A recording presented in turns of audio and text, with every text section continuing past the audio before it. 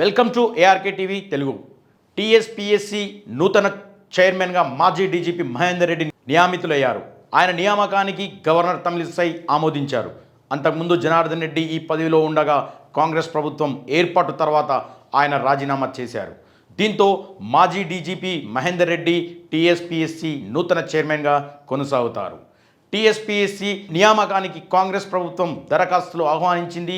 దీంతో చైర్మన్ పదవితో పాటు ఇతర 50 మంది సభ్యుల కోసం 321 మంది దరఖాస్తులు చేసుకున్నారు. కాగా స్క్రీనింగ్ కమిటీ సభ్యులుగా ఉన్న ప్రభుత్వ ప్రధాన కార్యదర్శి శాంతికుమారి, న్యాయశాఖ కార్యదర్శి తిరుపతి, సాధారణ పరిపాలన శాఖ కార్యదర్శి నిర్మల దరఖాస్తులను పరిశీలించారు. ఈ క్రమంలో టీఎస్పీఎస్సీ చైర్మన్గా మాజీ డీజీపీ మహేందర్ రెడ్డిని ప్రతిపాదిస్తూ గవర్నర్ తమిళిసై ఫైల్ పంపారు.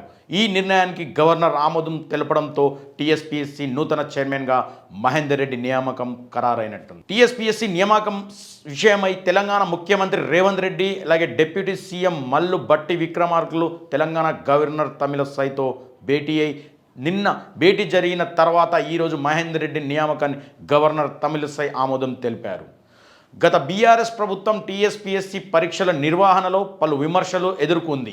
అలాగే పరీక్షా పత్రాలు లీకేజీ వ్యవహారం రాష్ట్ర వ్యాప్తంగా సంచలనం సృష్టిందని చెప్పుకోవచ్చు.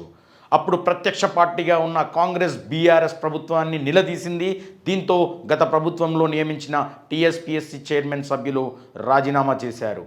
ఒక రకంగా బీఆర్ఎస్ ఓడిపోవడానికి టీఎస్పీఎస్సీలో జరిగిన అవకతవకలు కూడా కారణమే అని చెప్పుకోవచ్చు.